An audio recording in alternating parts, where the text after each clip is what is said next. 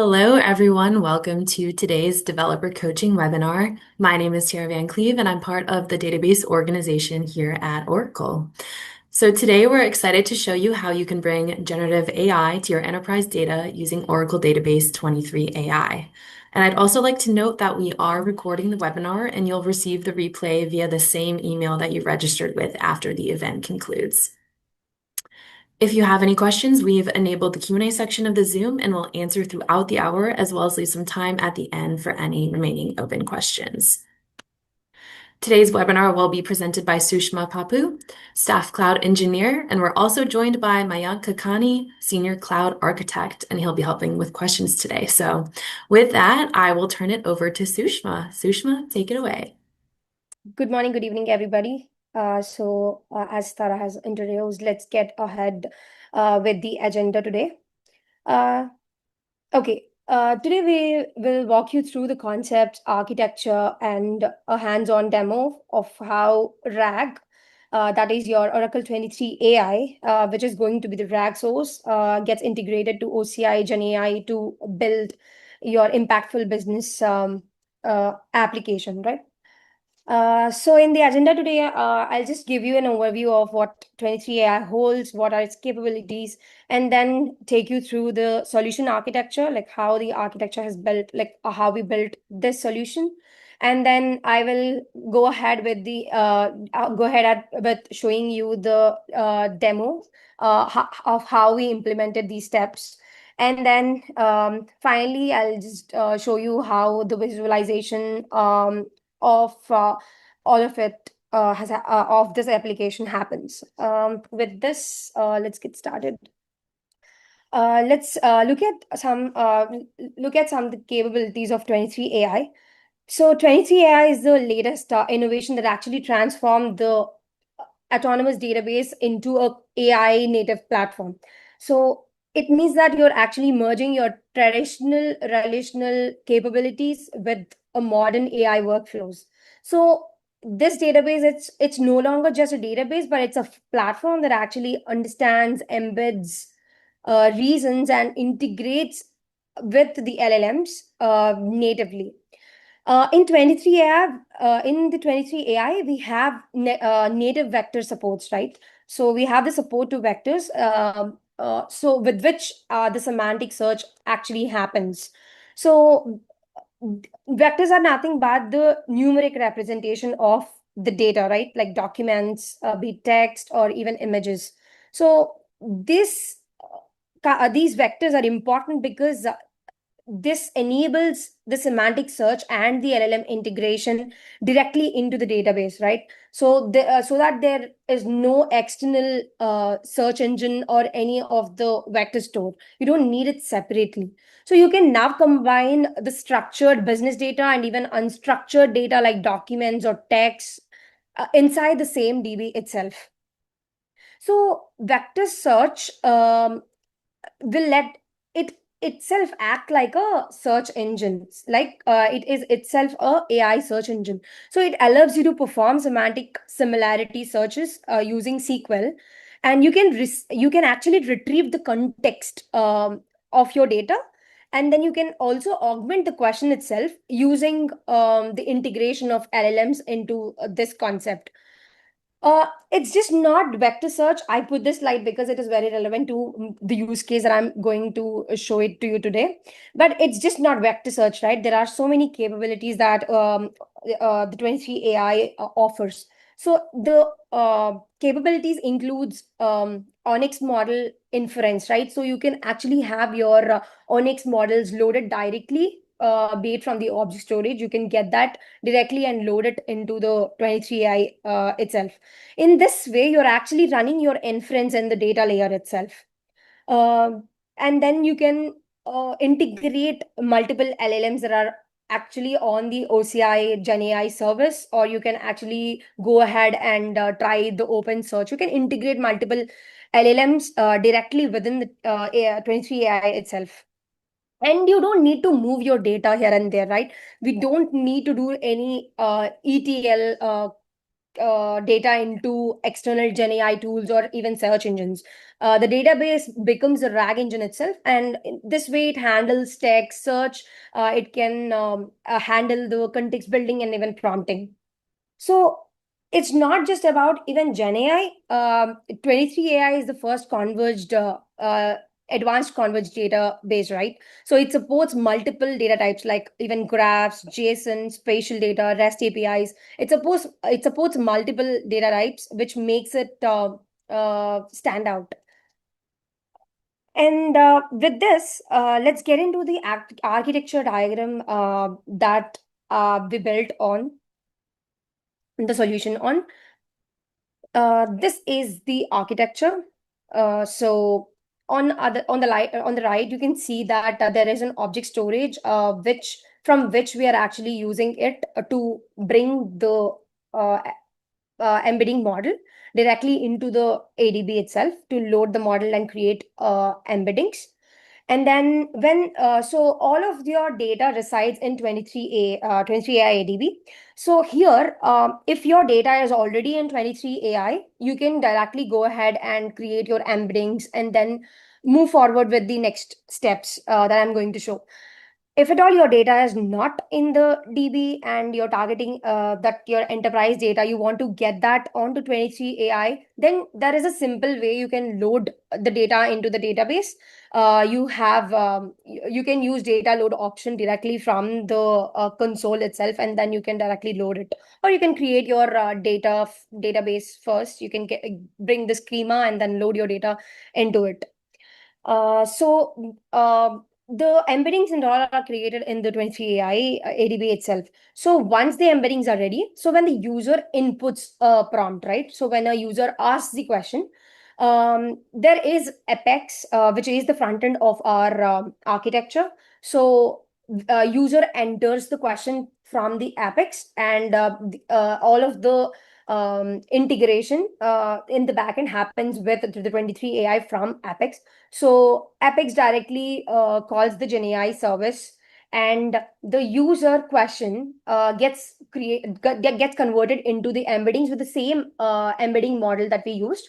The user question is getting like the embeddings get generated, and then it will be and then the vector distance between these two is calculated. So the user prompt and the data, the embedded data, which is already in the database, the semantic search or the vector distance is actually calculated, and then the top relevant results will be fetched, and those results will be sent back to GenAI service, through which GenAI will actually be converting it into a natural language, and it enhances the answers better, and the answers will be shown back on the Apex.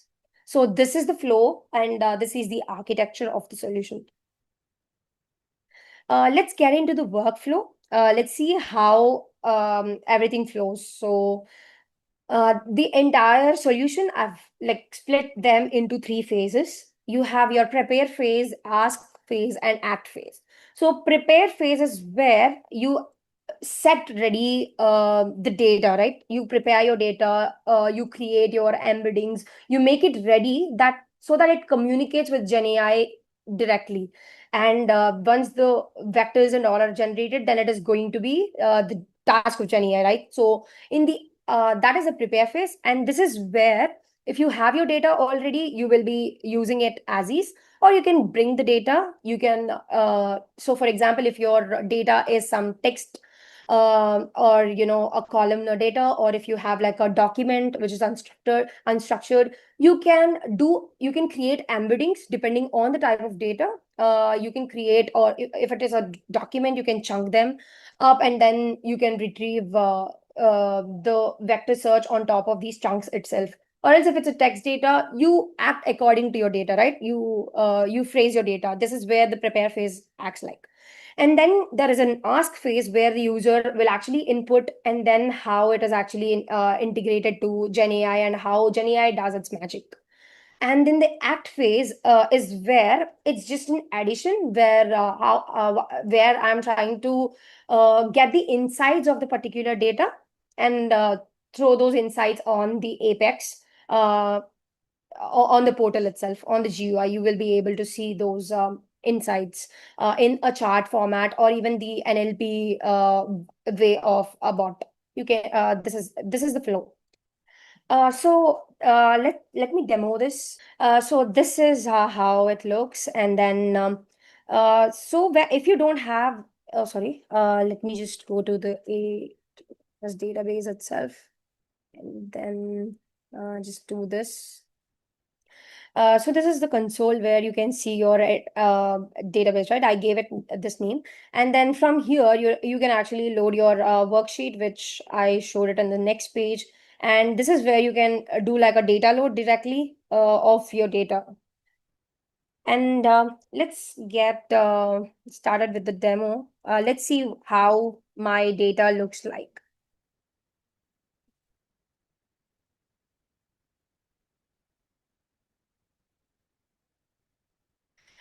So this is the data.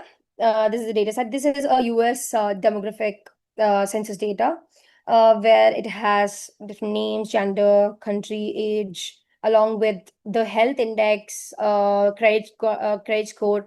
So I am typically focusing on, let's say that whom I can sell insurance to. So that's like a use case. Let's take. So I can query, like I can create like embeddings and all of it, and then ask the GenAI a question like, give me the give me a top 10 a list of top 10 people who are eligible for health insurance. So this is going to fetch some answers, right? That is what we are aiming to look at. Now, let's start our phases. So this is a prepare phase. Um, so let me just run this query. Let me explain that as well.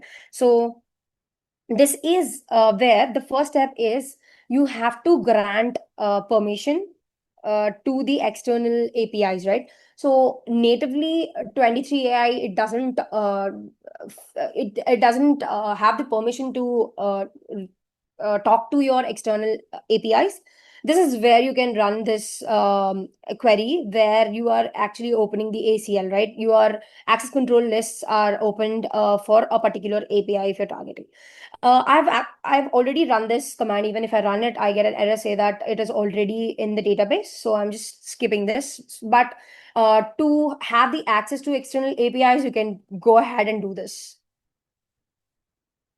And then the second most important aspect is a connection that you have to make to your generative AI with your 23 AI ADB. So the 23 AI, as I already mentioned, it doesn't talk to API directly, and the GenAI service would require your credentials. Correct. So in this way, you will be giving your user OSIT, you give your tenancy OSIT, compartment ID, private key, fingerprint. These are the necessary options that you have to provide. And you can create a credential. I just gave it a name, OCI cred. So I already did this part. The OCI cred is already in my DB. So you can go ahead and do it to interact with the GenAI service. And then comes the important part, which is a creation of embeddings, right? To create the embeddings, you would need a model which actually does your text embeddings, right? As you saw my data, it is a data with columns, and it's a text data. So this is the reason why I chose a simple SBERT model, which is mini LM text embedding model. So if your data is something else, if it is unstructured, if it's image, you are going to use the embedding model which fits your data. And you can choose whatever text embedding models that are available. You can go ahead and choose it. And this is how you will be doing your uh, embeddings, right? I'm trying to load the model first. So I have the model downloaded, the Onyx model in the object storage. So I'm going to use that model and create I'm trying to get the model onto the 23 AI. I already loaded the model, so I am just verifying if I have the model right or not. Let me run that.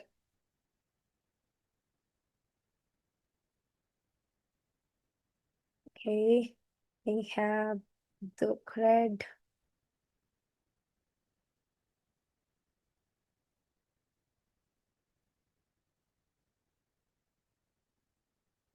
Okay, you can see that I have this model that is already loaded. Let's go ahead and do the next step, which will be making the model ready for to create embeddings, right? So in the current scenario, I have data with different columns with different text, right? So for it to be ready to create the embeddings, I want to just merge all of this uh, data of each column. I want to append it in a way that it will be like a key and value pair, so that it will be easy for me to create embeddings and it will be easy for the model to understand. Correct. So that is the reason why I'm just creating a new database with just text column, which will be my concatenation of all the columns, and then the next column will be my vector embeddings. So let me just run that. So this is just the schema, right? I just created a table with this two columns. I just gave a text column, and then this is vector embeddings where I'm going to insert the embeddings. So let's just do that now. Now we are going to insert the data into the text column. Let's do that.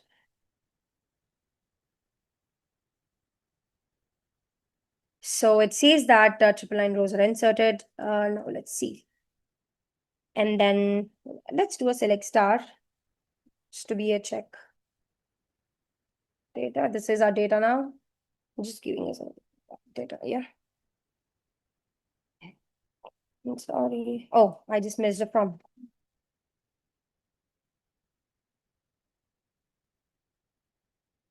So yeah, this is how it looks. I'm just giving you, see, this will be the concatenated value list, right? And on top of this, we are going to create embeddings. So let's create embeddings. Let me go and show it to you.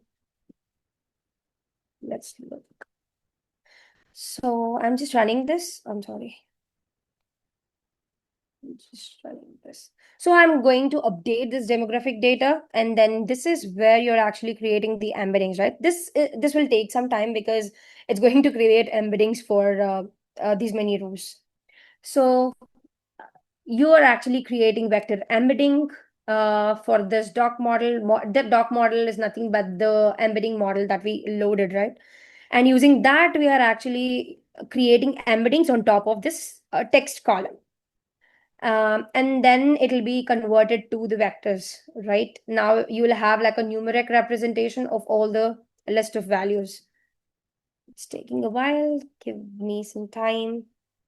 And as I already mentioned, that you just don't need to stick with this particular LLM, and this LLM, this Onyx model is from the Hugging Face itself. So you can download multiple Onyx models fitting your data, right? It can be your SBERT models, it can be your OpenAI models if they are open source. All of this can be used to create like embeddings um, for your data. Let's see if the embeddings. Okay, it says that 999 rows are updated. Just commit the changes, and then let's see how the updated table looks like. Graphic data.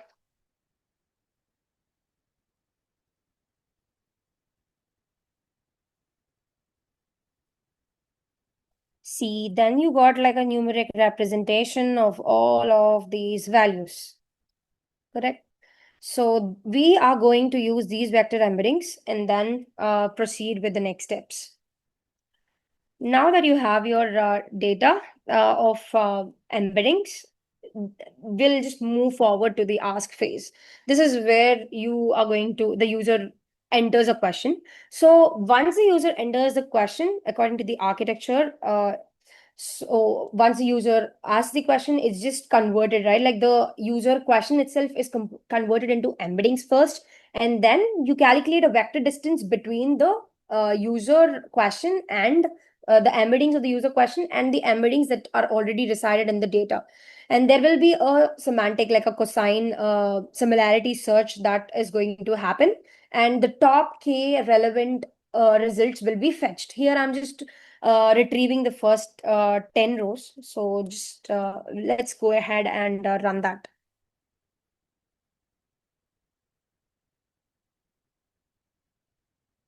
Okay, let's give a question that give me individuals, individuals who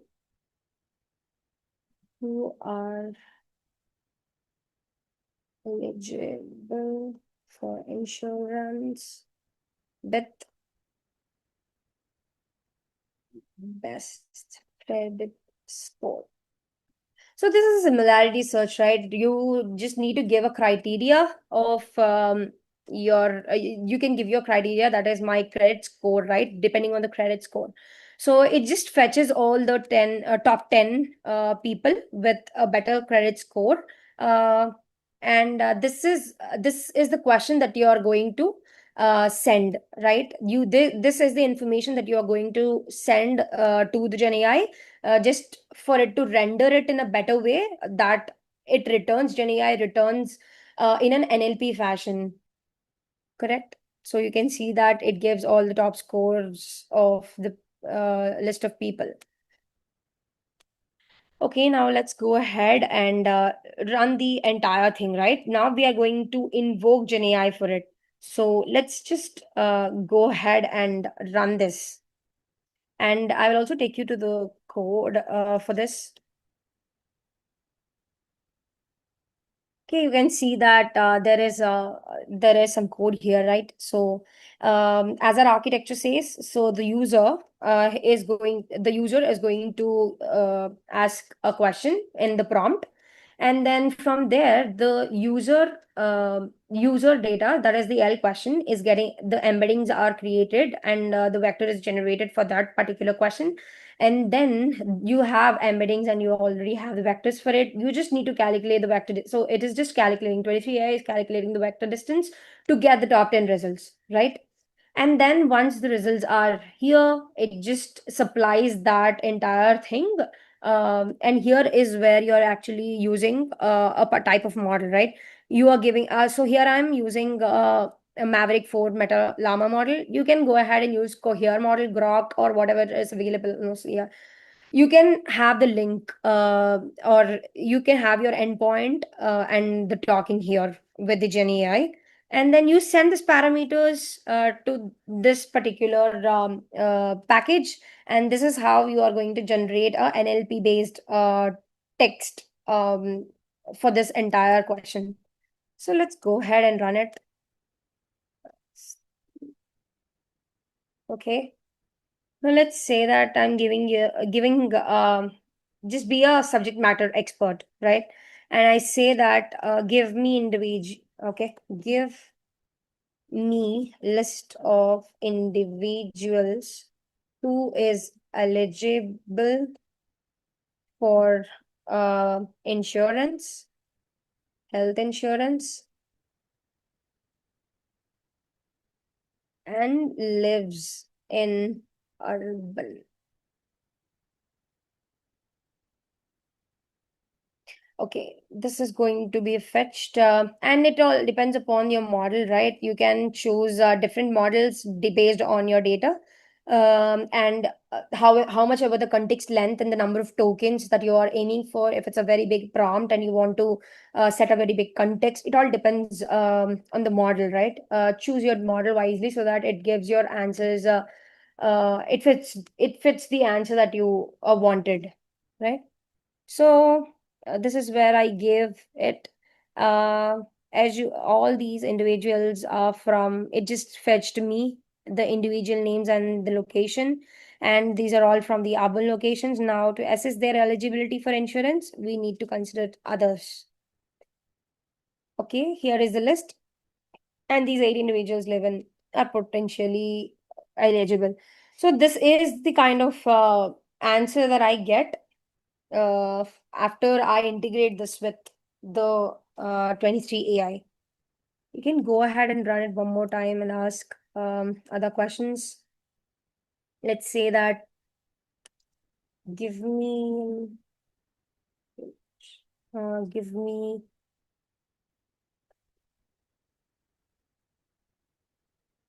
top three people who live in United Kingdom and are eligible and are married. Let's say and are married. So that is where I'm going to enter this prompt, and then is turned around into C. It says that it is mostly from China and France, and it gives you. And whenever you run this multiple times, we can't guarantee that it gives the same, right? That is the beauty. So it just enhances, or if you can you can set your context, and everything changes according to your context and the prompt. So this is a small demo on the 23 AI. Now let's just go ahead with the act phase. So in the act phase, I just went ahead with one more step of including more insights and drawing them onto the Apex portal, right? I made it like a chart, or you can ask like a bar graph, pie chart, or whatever the chart is. You can go ahead and interact with your application, ask it, and then and your answers will be fetched in the chat format. So in this way, you can actually integrate Apex, which will be your front end. It's a low code environment, you know. So it will be your front end, and then it can go ahead with the 23 AI. It gets integrated, and the PLS SQL queries will be running from there, and your Gen AI will beautify the answers that are fetched by 23 AI. So you can create a number of graphs. You can display them. You can create dashboards out of it, and then you can display multiple contents in each page. You can control all of this through the GenAI attribute section from the shared components of Apex. You can go ahead and modify the kind of GenAI service and the model that you require, and you can also tweak the system prompt, where you will set a context and a prompt. That is how your application has to function. So let's go ahead and look at the Apex portal. Uh, this is the Apex portal, and I have named the application as stat bot, because I'm trying to get the statistics out of it. And then so this is an Ask AI interface, where I gave these two questions as the beginning of the prompt. Like I set the context, and the RAG source here is nothing but your 23 AI ADB, right? You can fetch the information, that is your RAG source, and it will limit the context to that specific data set itself, because 23 AI, so the Gen AI can do a lot of things, right? It had the models already knew a lot of information, and they are they already have the different contexts and the data ready. But now you want to set or prefix it, like fixate it to your specific business data. So at this point, you are going to have your RAG source as your database, a 23 AI database, and then you can have your you can query that database itself to set the context. So let's go ahead and run this. I'm just clicking on the first uh, bar, which is list the 10 people who are best suitable for loan based on credit score, right? Let's see what this gives. And here, even here, you can integrate with multiple open source or the uh, AI services that we have, the LLMs that are already pre-built and are available readily on the OCI Gen AI. You can use it. You can change it in the attribute section of Gen AI attributes in the Apex. So it just fetched me the results of the people in the database with the with better credit scores, right? Like the best credit score. Let's go ahead and ask some more questions to it. Maybe I'm targeting it to show some pie chart kind of a thing or a bar graph. Let's go ahead and do it. Let's say, okay, what percentage of people are married versus single versus divorced in the data? I'm just hoping that when I say a percentage of people are married, okay, it showed me a pie chart, right? It showed me a pie chart with the number of married, single, and divorced. So it's just getting the information from the database itself, and it is not going to hallucinate or anything. And all of this can be controlled through the system prompt itself.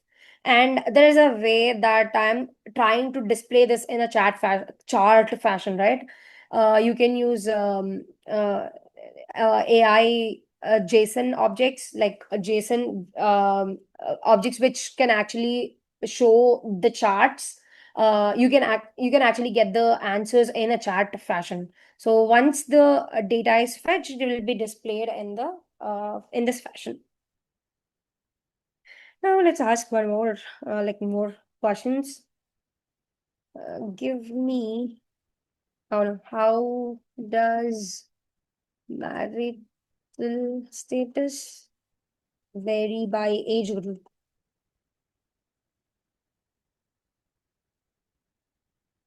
I'm querying it, just asking like how is it bifurcated, like the age group and the marital status, who falls under what? Okay, it has to give me a bar, but that's okay. We can go ahead and ask it.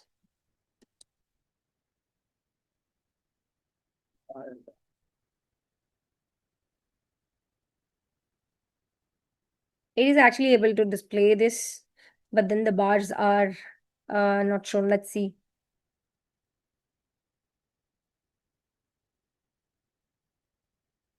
Okay, this is not working. 5 occupations. That's the data. So,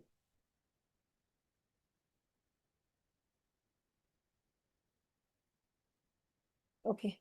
It's actually showing I asked about the five top occupations. So it just gives me the number of occupations, right? Like how many people fall under uh, how big, like how many people, like most of the people who are in these top occupations. So it's just giving me the top occupations here. And this is how you can actually interact and ask multiple questions on this particular data.